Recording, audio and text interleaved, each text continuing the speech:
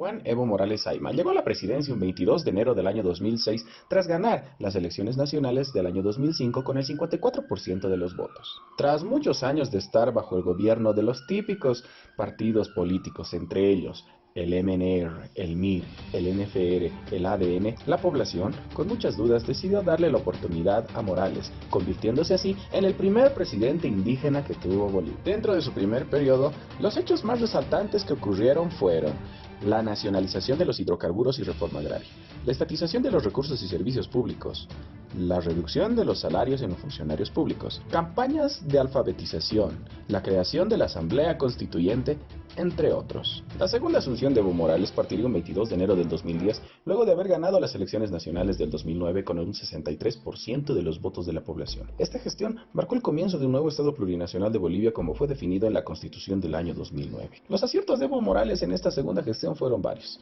pero los que más destacan fue la transición constitucional, el crecimiento de la política económica, diferentes nacionalizaciones, el pago de bonos a la población, la creación de distintos medios de transporte, construcción de escuelas y estadios y alguno que otro hospital, y el tan polémico Museo de Orinoco. Al concluir estas dos gestiones, Bolivia despedía a un destacado gobierno que tuvo en los últimos años, ya que, dentro de los parámetros de la Constitución Política del Estado, en el artículo 169, indica que el tiempo de gobernabilidad de un mandatario es de 5 años y solamente puede ser reelecto una vez, lo que el presidente Morales ya lo había conseguido. Pero no contábamos con la astucia del presidente, ya que anunciaba una candidatura más. ¿Por qué? Porque el 22 de enero del 2010 marcó el comienzo de un nuevo Estado plurinacional de Bolivia, como fue definido en la Constitución del 2009. Por eso, en abril del 2013, la Corte Suprema dictó que el primer periodo del presidente Morales, dentro de la República de Bolivia, no contaba bajo los límites del periodo constitucional. Así que esto le permitiría al presidente Morales postularse una vez más el 2014, dentro de los nuevos parámetros del Estado plurinacional de Bolivia. Con muchas dudas, Bolivia le dio el visto bueno una vez más, dándole la victoria en las urnas con el 64% de los votos en las elecciones nacionales 2014.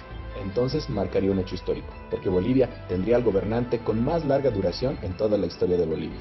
Pero nadie se imagina lo que se desataría a continuación. Esta gestión fue la más nefasta a comparación de las demás, porque estuvo involucrado en grandes polémicas. Y no solamente él, sino todo su gabinete. Por ejemplo, el caso Achacol, las redes de corrupción, controversiales declaraciones, el caso Gabriela Zapata, el descubrimiento de la falsedad ideológica del vicepresidente Álvaro García Linera, y el más grande y polémico 21 de febrero. ¿Qué pasó el 21 de febrero? Se realizó el referéndum para la aprobación o rechazo del proyecto de modificación constitucional del artículo 169 de la Constitución Política del Estado para permitir al presidente y vicepresidente postularse una vez más a las elecciones nacionales, donde la opción no se llevaría la victoria con el 51% de los votos ante la opción sí, que obtuvo un 49%.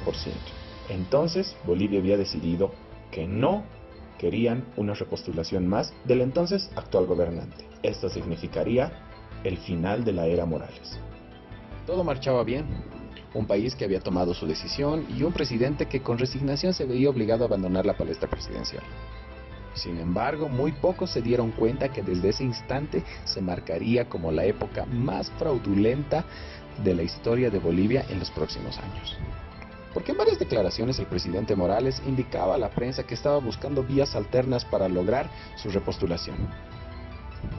Y al no encontrar vacíos legales en la Constitución Política del Estado, se respaldó en los derechos políticos, donde indican que ninguna constitución o ley se puede interponer ante estos derechos políticos.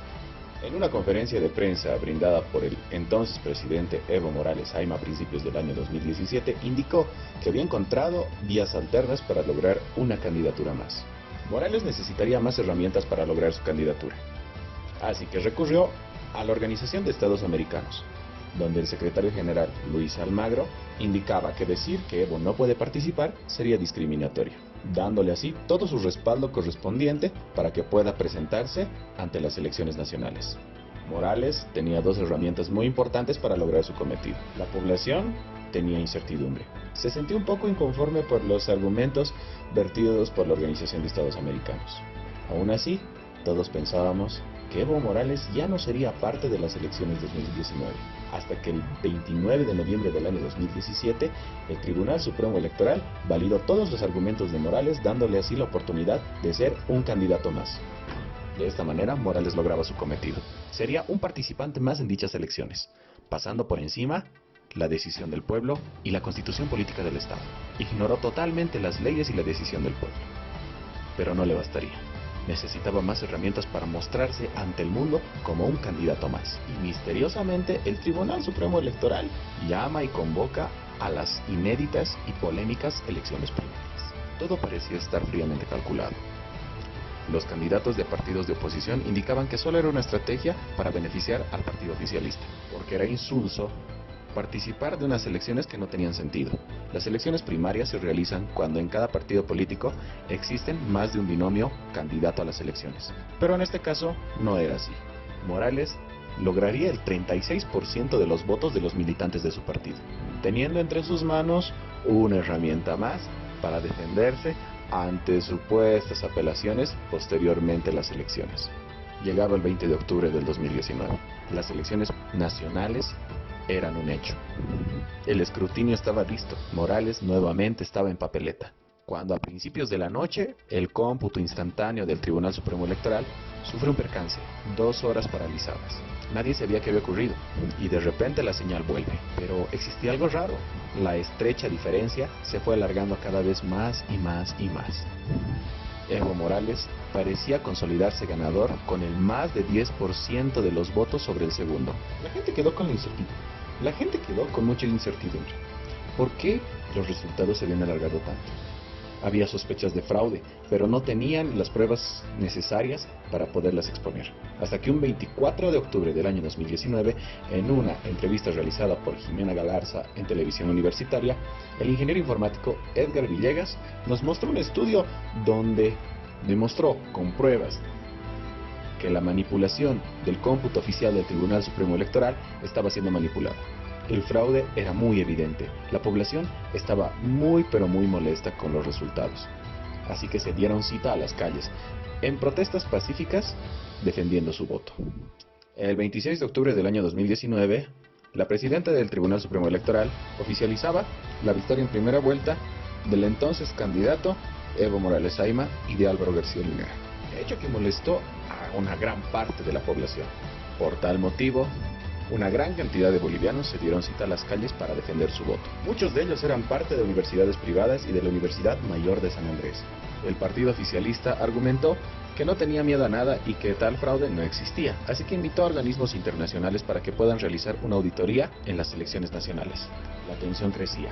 Los movimientos cada vez eran más fuertes. Cabildos en los 9 departamentos de Bolivia.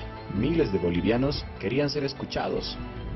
Entonces, diferentes líderes cívicos como Luis Fernando Camacho y Marco Pumari, acompañados del rector de la Universidad Mayor de San Andrés, Waldo Albarracín, y el candidato a la presidencia, Carlos Mesa Gisbert, se pronunciaron y fueron nuestros intermediarios para ser escuchados. La Organización de Estados Americanos aceptó la auditoría. Llegó a Bolivia con un grupo de expertos en el tema. La noticia del fraude fue un boom mundial, llegó a las pantallas de muchos países. Eso gracias a Fernando del Rincón en su programa Conclusiones de CNN en español. La tensión crecía, gasificaciones, marchas, cabildos. Tal parecía que Morales lograría su cometido aferrándose a la silla presidencial. Los bolivianos ya empezaban a bajar los brazos, aceptando así la victoria fraudulenta de Evo Morales Ayma. Por lo que los bolivianos comenzaban a agotar las esperanzas. De pronto vimos una luz debajo del túnel, y fueron los policías quienes se pusieron al lado de su pueblo, declarándose en motín. Esto empezó en la Unidad Táctica de Operaciones Policiales en Cochabamba. Posteriormente, los demás departamentos del Estado Plurinacional de Bolivia se acoplarían a este motín. Era un aire de fortaleza para todos los bolivianos que estaban en contra del gobierno. La tensión y la fortaleza iban creciendo. Evo Morales se veía acorralado.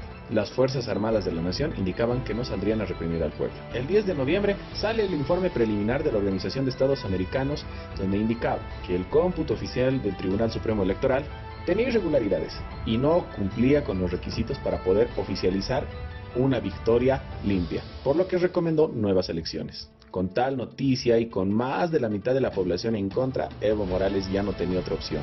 Peor aún, desde su gabinete oficialista empezaron a redactar sus cartas de renuncia. Senadores, diputados, ministros. Evo Morales, en una conferencia de prensa realizada en Chimoré, anunciaba su renuncia al cargo de presidente del Estado Plurinacional de Bolivia, acompañado del vice Álvaro García Linera, que también renunció aquella tarde. Argumentaba que se le había realizado un golpe de Estado, cosa que al final no fue comprobado, y muchas de las organizaciones internacionales desacreditaban sus declaraciones. La tensión aún no bajaría. En la ciudad de La Paz y en los diferentes departamentos de Bolivia se suscitaron hechos deplorables. Vándalos afines del gobierno saliente se pronunciaron en una forma vandálica. Pero esta no sería razón para la desunión entre bolivianos y sobre todo entre vecinos. La paciencia valió la pena. Pocos días después, el 12 de noviembre del año 2019, al promediar las 7 de la noche, Yanine Yáñez, la vicepresidenta de la Cámara de Senadores, asumiría el cargo de presidente del Estado Plurinacional de Bolivia.